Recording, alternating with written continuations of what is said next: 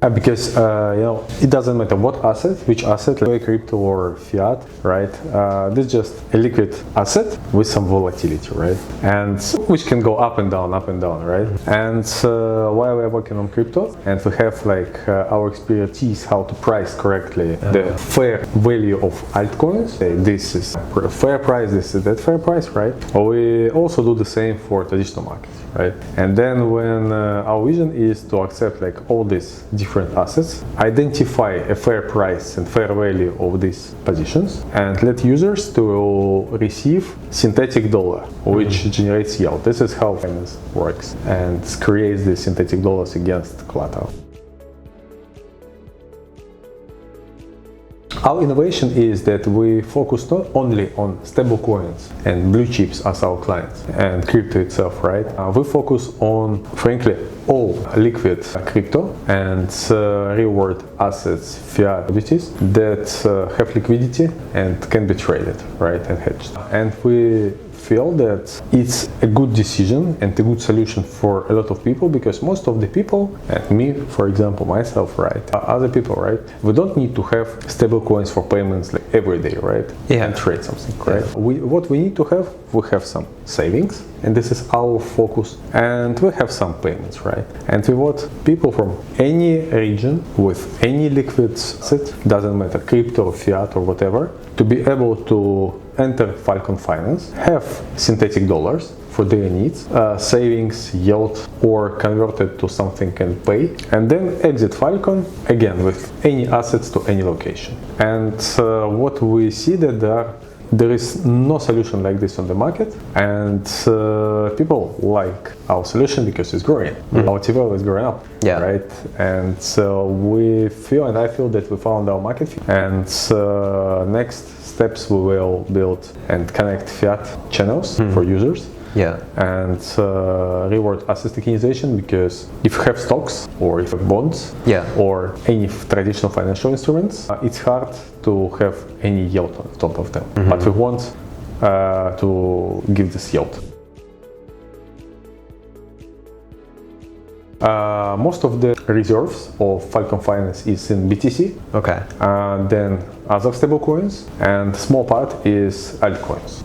We need altcoins because it's there with altcoins, but also we can stake altcoins and have like 2 digits yield on them. And hedge, which means like you short on perpetual market these altcoins, and we farm. Funding rates is like around 10% a year now, right? And then it creates a part of the yield. As you said, it USDC, for example, backed by US Treasuries, we're backed by portfolio of crypto for now. And this portfolio is larger than emission of USD. We have 2 billion in our TVL, and we have approximately 1.7 billion of USDF, which means that we are over collateralized. And when we mint, when we give USDF to user, we have more collateral from only if stable coins it's one by one. That's why it is very sustainable model, because when we receive this collateral, right, let's say with some discount, right, anyway we hedge this of USDF minted, and it's one but one to use all. USDF staking rewards for now are around 10% APY in last 6 months. Allow users and people to keep this upside, right? Your deposit, for example, Bitcoin, it goes up, you still have APY, right? But if you want to sell, it's higher, you can sell higher or don't sell, right? And if it goes down, like same, you fix your dollar value, and if it goes down, you still have this APY, right? Of course, the APY can differ, but then more volatility on the market, then larger APY, because when markets are volatile, funding rates are better, more volatility, more assets are coming, and strategies which are a part of our treasury management strategies, they generate more yield. When this market started growing in the beginning of this year, our yields was around 20% APY. We, first of all, right, we have a very strict risk management system, and all of our strategies and all our reserves are delta neutral, which means that we don't take any directional bets. Like let's say we don't buy BTC and wait when this goes up. It's risky for users. It's delta neutral arbitrage when we use stables, and this is, as I said, right, this funding rates farming, right, and staking. This is all delta neutral, right, and ensure users deposit safety. Plus, additionally to this, we have daily attestations, audits from the audit firm, which checks our reserves and USDF supply to make sure that our reserves are appropriate for our supply. And so this information is available on the Falcon Finance website, and we also push the whole information, like with the daily updates of all our reserves. User can go and see that, okay, that we have this amount of BTC, that amount of USD, for example, and these assets sit on this custodian, that custodian. Yeah, that's what we offer. It's distributed among on-chain, for example, multi-sig solutions, and also custodians. Custodians like Custody and Fireblocks. Audit firm, this HNT that we work with, they have access to our custody providers, and they check it, and then they publish this information and make it available to the website, and the independent client or auditor can go and check our on-chain reserves and rely on the HNT audit, because HNT is one of the most reputable firms in the market.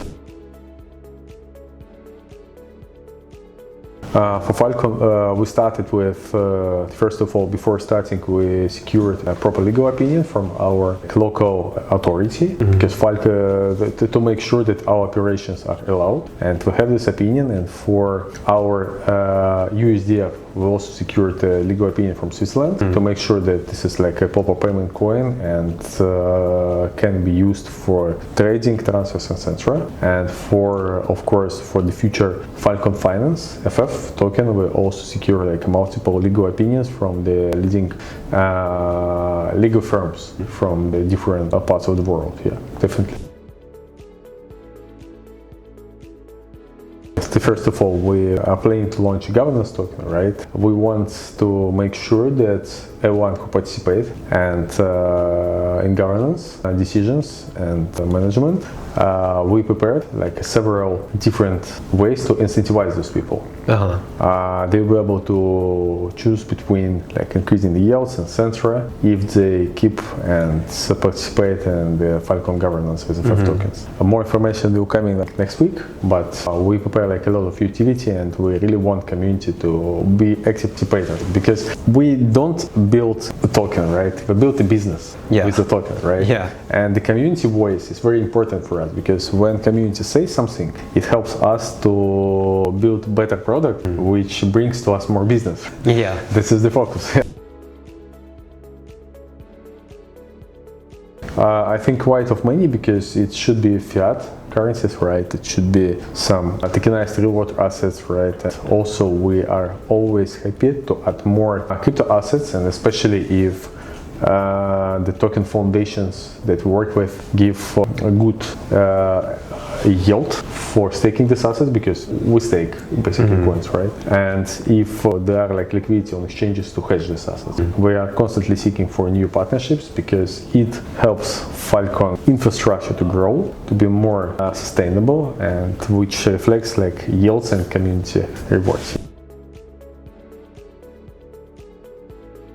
Now USDF is available on ETH, on BNB, and also it's available on Ripple XRP, and we already announced Kaya. It's a native layer chain, and it should be live like very soon, like days. Okay. Yeah, that's, and a few more chains are coming.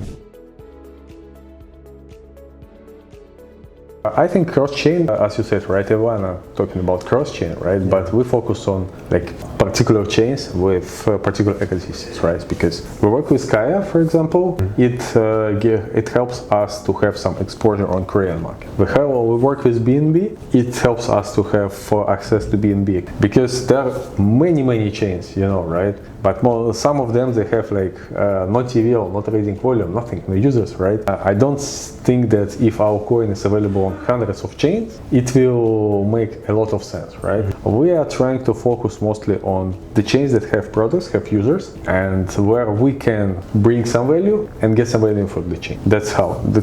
We have some chains already planned, and we will announce them very soon.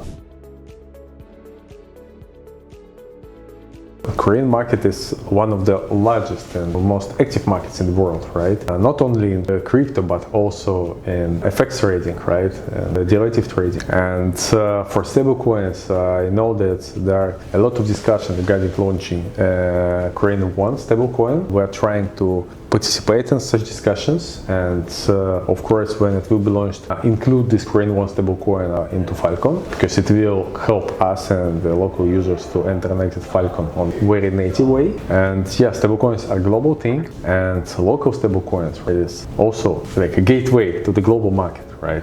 It's like a new step for the financial trade, I think.